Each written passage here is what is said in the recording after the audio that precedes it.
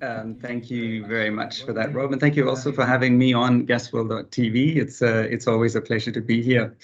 I never tire of saying this, and so I'll say it again, as I always do. The wonderful thing about decarbonization for our industry, in particular hydrogen, is that it puts our industry front and center in the space of making a wonderful impact for our planet and reversing some of the rape and pillage of our environment over the last 200 years.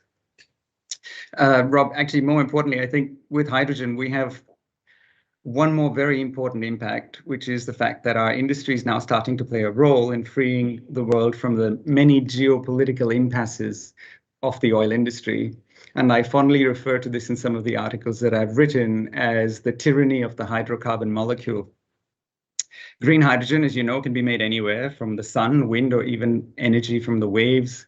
And as prices of generation through electrolyzers and also fuel cells starts to drop over the next decade, what we've seen implemented in the North Sea windmills by both the Netherlands and Belgium, and also at the Orkney Islands in Scotland, where excess electricity generated by windmills, and in the case of the Orkney Islands, even generated by waves, is already being diverted to generate hydrogen for storage of energy and for use at a later time employing fuel cells.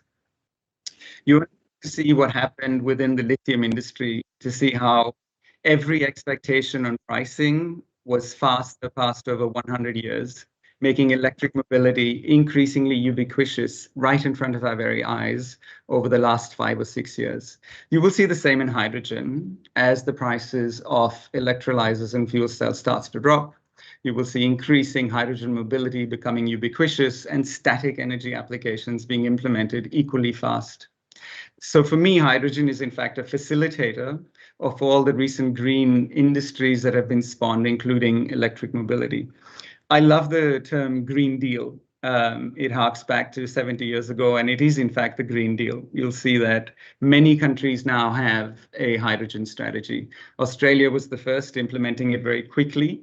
And leading a trend followed by a number of countries in Europe, including Germany.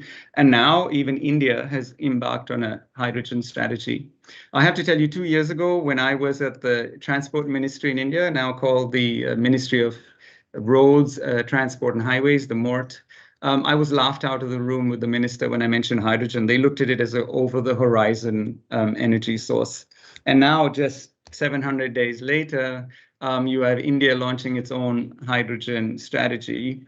And I'll rattle off some of the projects that we are tracking in India as well as Australia for you. One of them is for 50 fuel cell buses within the next 18 months in Kerala, the southernmost Indian state. They also have a very vast network of ferries, and they're looking at converting a large number of ferries that they run today on diesel to fuel cells with hydrogen.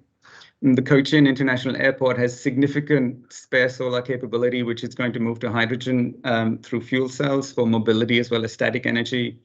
India's National Thermal Power Corporation is looking to put up a hydrogen recharge station, the highest in the world, which is going to be in the state of Kashmir, Leh, at 12,000 feet, I think it is, with temperatures of -25 in winter. And another one in the deserts of Rajasthan. So they've chosen to put hydrogen recharge stations in two of the most difficult climates that you could imagine, but that have an immense amount of solar radiation. And there's also going to be hydrogen buses running between Delhi and Agra.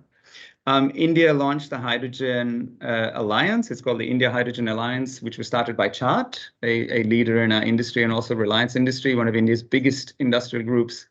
And they're working on 6 work groups on India's hydrogen strategy, including transportation, use case industry, and ammonia. Ammonia is a very large part of India's hydrogen strategy, and it's also a large part of Australia's hydrogen strategy. You could agree or disagree about whether that would be called green hydrogen, but in effect, in our industry today, ammonia is considered green hydrogen, and splitting of ammonia after an easy transportation allows for green hydrogen in many applications.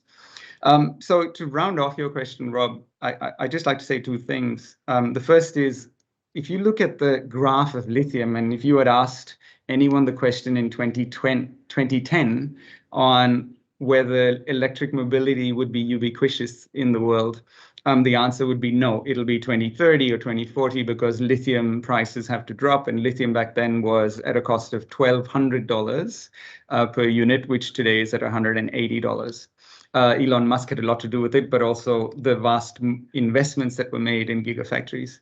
You will see the same with hydrogen. You'll see prices start to drop very rapidly, and all of the predictions today that are saying 2050 or 2060, even Anil said 2060, in my own assessment, you'll start to see those barriers collapse in 2030, and you'll see hydrogen starting to become ubiquitous. When you have countries like India already jumping on board hydrogen, following Australia, you'll see that it'll happen very quickly.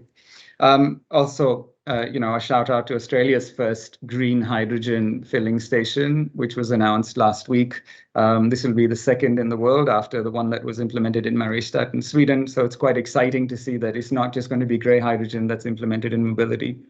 So the only dissonance in all of that, both of the industry leaders that you featured on video talked about the fact that there will be a negative impact for some of our customers.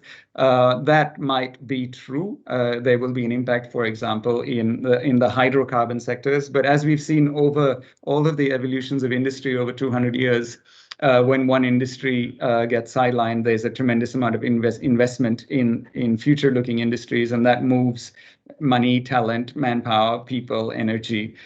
So I'm not that concerned about the negative impacts because I think the overall positive impacts are going to be immensely beautiful for our planet.